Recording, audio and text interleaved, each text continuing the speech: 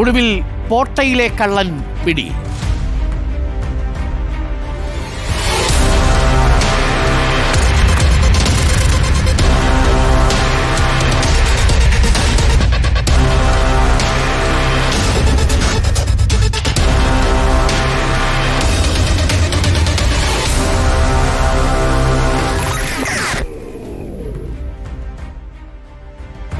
തൃശൂർ ചാലക്കുടിയിലെ ഫെഡറൽ ബാങ്കിൽ കവർച്ച നടത്തിയ പ്രതി പിടിയിലായിരിക്കുന്നു. ആശാരിപ്പാറ സ്വദേശി റിജു ആന്റണിയാണ് പിടിയിലായത്. ഇയാളിൽ നിന്ന് 10 ലക്ഷം രൂപ കണ്ടെടുത്തു. ബാങ്കിലെ കടബാധ്യത തീർക്കാനാണ് റിജു ആന്റണി മോഷണം നടത്തിയതെന്ന് പോലീസ് പറഞ്ഞു. കേൾക്കാം. റിൻഡോ എന്ന് വിളിക്കുന്ന റിജു ആന്റണി ദീർഘകാലം അയാൾ ഗൾഫിലായിരുന്നു. വളരെ പ്ലാൻഡാണ് ഓപ്പറേഷൻ. ഇപ്പം നിലവിൽ അയാൾ ഇവിടെ വന്നതിന് ശേഷം കുറച്ച് സാമ്പത്തിക ബാധ്യതകളുണ്ട്. അയാൾക്ക് പുതിയൊരു വീടൊക്കെ വാങ്ങിച്ചു. ഇവിടെ വന്ന് നല്ല രീതിയിൽ ജീവിക്കുകയാണ് അയാൾ. വലിയ വീട് നോക്കിയാണ്. പക്ഷേ കുറേ സാമ്പത്തിക ബാധ്യത വന്നപ്പം അത് കവർ ചെയ്യാൻ അയാളൊരു തീരുമാനം എടുത്തു എന്നാണ് പറയുന്നത്. അത് ഞങ്ങൾ വെരിഫൈ ചെയ്യാനുണ്ട്. അയാൾ പറഞ്ഞ അതേപടി ഞങ്ങൾക്ക് എടുക്കാൻ പറ്റത്തില്ല. അത് റിക്കവറി ഞങ്ങൾ പറഞ്ഞല്ലോ, റിക്കവറി എന്ന് പറയുമ്പോൾ അതൊരു നിയമപരമായുള്ള നടപടിയാണ്. അപ്പോൾ അത് കറക്റ്റായ ഒരു ക്ലാരിറ്റി വരുത്തിയതിന് ശേഷം ഉടൻ തന്നെ ഉണ്ട്.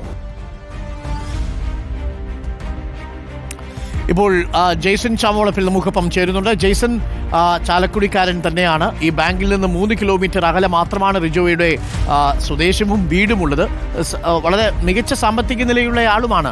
എന്തിനാണിത് ചെയ്തത്? മോട്ടീവ് എന്താണ് എന്നാണ് ഇപ്പോൾ സൂചിപ്പിച്ചിരിക്കുന്നത്. എത്ര പണം തിരികെ കിട്ടി? എന്താണ് പോലീസ് നൽകുന്ന കൂടുതൽ കാര്യങ്ങൾ, വിശദീകരണങ്ങൾ ജെയ്സൺ?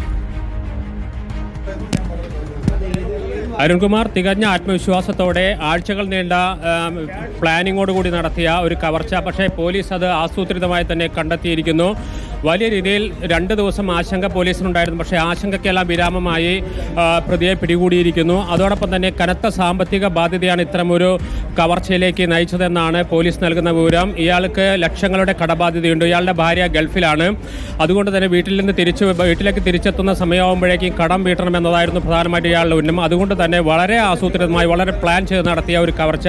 അതിനൊടുവിൽ ഇപ്പോൾ അയാൾ പിടിയിലായിരിക്കും. നമ്മോടൊപ്പം തന്നെ റൂറൽ SP ബി കൃഷ്ണകുമാർ തന്നെ ചേരുകയാണ്.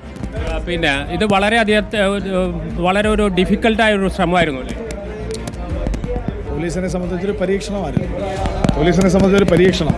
പക്ഷെ ഞങ്ങൾക്ക് കിട്ടുമെന്നുള്ള നല്ല ഉറപ്പുണ്ടായിരുന്നു. കാരണം കേരള പോലീസ് അങ്ങനെ ശ്രമിച്ച് നടക്കാതെ പോയിട്ടൊന്നുമില്ല. പോലീസ് മോഷണ കേസ് പിടിക്കുന്നതിലൊക്കെ കേരള പോലീസ് എന്നും വളരെ മുന്നിലാണ്. ഇയാൾ വളരെ ചുരുക്കി എന്ന് പറയാൻ പറ്റും. എന്താണ് ഇതിൻ്റെ മോട്ടീവ്?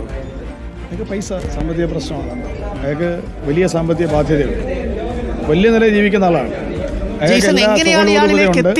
പാർട്ടികൾ പങ്കെടുക്കുന്നുണ്ട്, പാർട്ടികൾ അറ്റൻഡ് ചെയ്യുന്നുണ്ട്, എല്ലാ സൗകര്യങ്ങളും. അയാളുടെ വീട് സാറേ, ഇത് എങ്ങനെയൊക്കെ എത്തിയത്? അതാണ് പ്രധാനപ്പെട്ട ഒരു ചോദ്യം. എങ്ങനെയാണ് വളരെ ആസൂത്രിതമായി നടത്തിയ ഒരു കവർച്ച, ആ കവർച്ചയിലേക്ക് എങ്ങനെയാണ് എത്തിയത്?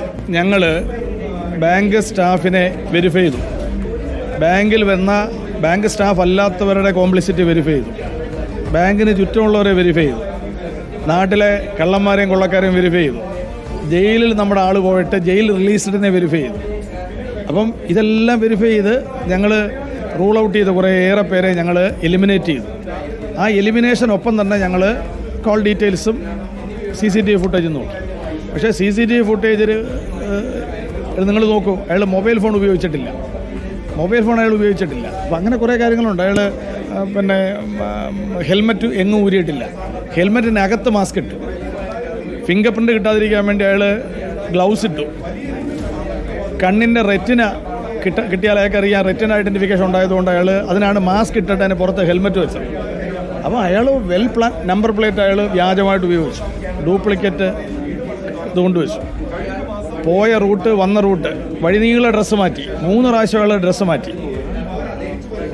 CCTV ക്യാമറയുള്ള ഏരിയകൾ അവോയ്ഡ് ചെയ്താണ് അയാൾ യാത്ര ചെയ്തത്. സഞ്ചാരം, അതാണ് ഞാൻ പറഞ്ഞത്, സഞ്ചാരം യൂഷ്വൽ റൂട്ട് അയാൾ ഒഴിവാക്കി. വന്നതും പോയതും വ്യത്യസ്തമായ റൂട്ടിലാണ്. ആ റൂട്ട് തന്നെ തിരിച്ചും മറിച്ചൊക്കെ പോയി ഞങ്ങളെ കുറേ കുഴപ്പിച്ചു. കാരണം ഞങ്ങൾ ഒരു ഏരിയ പോവും, വ്യത്യസ്തമായി. പിന്നെ ഇയാൾ ഉപയോഗിച്ച സ്കൂട്ടർ എൻഡോർക്ക്, ഈ എൻഡോർക്ക് സ്കൂട്ടർ അതിന് GPS ഉണ്ട്. പക്ഷെ അത് ഞങ്ങൾക്ക് കിട്ടിയില്ല. അതിന് ഇൻബിൽറ്റ് GPS ഉണ്ടെങ്കിലും ഞങ്ങൾക്കത് ഓൺലൈൻ പെയർ ചെയ്യുന്ന സംവിധാനമൊക്കെ ഉണ്ട്.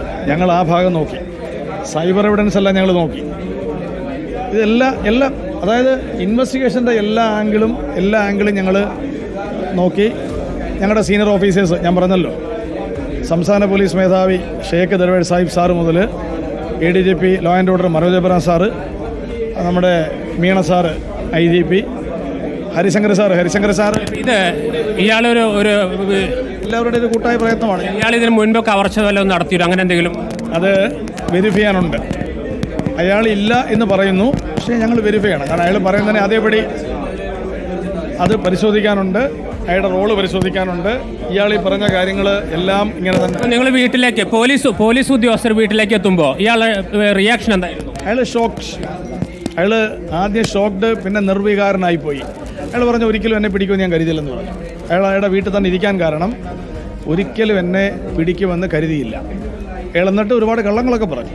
അയാൾ പല കാര്യങ്ങളും പറഞ്ഞ് പല കാര്യങ്ങളും അയാൾ തിരിച്ചും മറിച്ചൊക്കെ പറഞ്ഞു. പക്ഷേ ഞാൻ പറഞ്ഞല്ലോ, ഞങ്ങൾക്ക് വേറെ ഓപ്ഷൻ ഇല്ല, പിടിച്ചേ പറ്റൂ.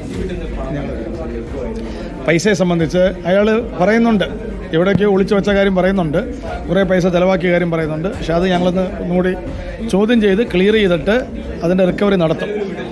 അല്ല, അതാണ് ഞാൻ പറഞ്ഞത്. അയാൾ പലയിടവും പറയുന്നല്ലോ, അയാൾ പിന്നെ മണ്ണിനടിയിൽ കുഴിച്ചിട്ട കാര്യവും വെച്ച കാര്യവും ഒക്കെ കുറേ കാര്യങ്ങൾ പറയുന്നുണ്ട്.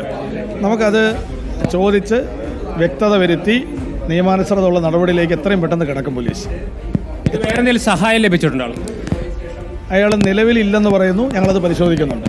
അത് പരിശോധിക്കും. അങ്ങനെ അയാൾ പറയുന്ന അതേപടി എടുക്കുന്നില്ല. ഇയാൾക്ക് ഏത് ബാങ്കിലാണ് ഇത്? അയാൾക്ക് ഫെഡറൽ ബാങ്കിൻ്റെ ചാലക്കുടി ബാങ്കിലാണ് ബ്രാഞ്ച്, ചാലക്കുടി ബ്രാഞ്ചിലാണ് അയാൾക്ക് അക്കൗണ്ടുള്ളത്. അതുകൊണ്ട് ഫെഡറൽ ബാങ്ക് കാര്യങ്ങളെയൊക്കെ അറിയാം. ഈ ബ്രാഞ്ചിൻ്റെ നേരെ ഓപ്പോസിറ്റ് കോട്ട പള്ളിയുണ്ട്. ആ പള്ളിയിൽ ഇയാൾ എല്ലാ ഞായറാഴ്ചയും വരാറുണ്ട്. പിന്നെ ഈ പള്ളിയിൽ സാധാരണഗതിയിൽ എല്ലാ ദിവസവും വളരെയധികം ആളുകൾ ഈ മാസിന് വരും. അപ്പോൾ അയാൾക്കറിയാം വെള്ളിയാഴ്ചകൾ പോലും ആദ്യ വെള്ളിയാഴ്ചയും അവസാനത്തെ വെള്ളിയാഴ്ചയും അവിടെ പിന്നെ മാസുണ്ട്. രണ്ടാം വെള്ളിയും മൂന്നാം വെള്ളിയും ഇല്ല. അതാണ് അയാൾ ഈ രണ്ടാം വെള്ളി സെലക്ട് ചെയ്തത്. അപ്പം ഞങ്ങൾക്ക് ആദ്യമേ വ്യക്തമായൊരു ധാരണയുള്ളത്, ഈ ബാങ്ക് നേരത്തെ പരിചയമുള്ള ഒരാളാണ്, ഈ സ്ഥലം നല്ല ധാരണയുള്ള ആളാണ്. അയാളുടെ വരവും പോക്കും, സ്ഥലം പരിചയമില്ലാത്ത ഒരാൾക്ക് ഒരിക്കലും ഇത്ര ഫ്രീ ആയിട്ട് വന്ന് ഈ ഓപ്പണായിട്ട് കയറി തിരിച്ചു പോകാൻ പറ്റത്തില്ല. അപ്പം ഞങ്ങളത് ബേസ് ചെയ്ത് ഇപ്പം ജയിൽ റിലീസ്ഡിനെ നോക്കിയപ്പോഴും ഞങ്ങൾ ആ പ്രാദേശികമാണ് നോക്കിയത്. പിന്നെ അയാൾ ഹിന്ദി വളരെ ബോധപൂർവം പറഞ്ഞുവെങ്കിലും ഞങ്ങൾക്ക് ഞങ്ങളുടെ അന്വേഷണത്തിൽ ഞങ്ങളുടെ ഓഫീസേഴ്സുമായിട്ട് ഡിസ്കസ് ചെയ്തതിലും ഞങ്ങളെല്ലാവരും കൂടെ പരസ്പരം ചർച്ച നടത്തിയതിലും ഹിന്ദിക്കാരനല്ല എന്ന് ഞങ്ങൾ. ഇയാൾ എന്തെങ്കിലും വർക്ക് ചെയ്യുന്നുണ്ട്? ഏറെ വർഷം അയാൾ ജോലി ചെയ്തിരുന്നു. നിലവിൽ അയാൾ പെർമനൻ്റായിട്ടാക്കി ജോലിയൊന്നുമില്ല. സാമ്പത്തികമായിട്ട് ഒരുപാട് ബാധ്യതയുണ്ട്. അല്ല, ഒരുപാട് പൈസ ബാധ്യതയുണ്ട്. അതൊക്കെ ഒന്നുകൂടി വെരിഫൈ ചെയ്യണം. അയാൾ ആദ്യം ചെയ്തത് ഈ പൈസയിൽ നിന്ന് 2.9 ഏതാണ്ട് 3 ലക്ഷം രൂപ ഒരാൾക്ക് കൊടുത്തായിട്ട് പറയുന്നുണ്ട്, കടം വാങ്ങിച്ച പൈസ. പിന്നെ കുറേ കാര്യങ്ങൾ പറയുന്നുണ്ട്. പക്ഷേ ഞങ്ങളതെല്ലാം നോക്കി ചെയ്യാം. ഏതായാലും പോലീസിനെ സംബന്ധിച്ച് കഴിഞ്ഞ 2 ദിവസങ്ങളിലായി പോലീസ് ഒരു മുൾമുനയിൽ തന്നെയായിരുന്നു. യാതൊരു രീതിയിലുള്ള സൂചനകളും ലഭിക്കാത്ത രീതിയിൽ വളരെ സിസ്റ്റമാറ്റിക് വളരെ തന്ത്രപരമായി പോലീസ് കസ്റ്റഡിയിലായിട്ടുണ്ട്. എങ്കിലും അയാളിപ്പോൾ വളരെ നിർവികാരനായിട്ട് നിൽക്കുന്നുണ്ട്. എന്തെങ്കിലും പ്രതികരിക്കാനുണ്ടോ എന്ന് നമുക്ക് ചോദിച്ചാൽ ആ പ്രതികരണം കിട്ടിയാൽ നമുക്കത് പ്രേക്ഷകർക്ക് കൊടുക്കാവുന്നതാണ് എന്ന് തോന്നുന്നു.